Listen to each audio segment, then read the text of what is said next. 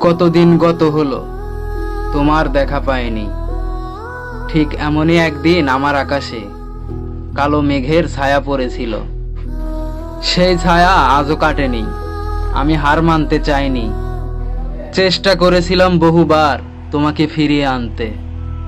চেয়েছিলাম আবার হাত ধরে হাঁটবো দুজন পাশাপাশি।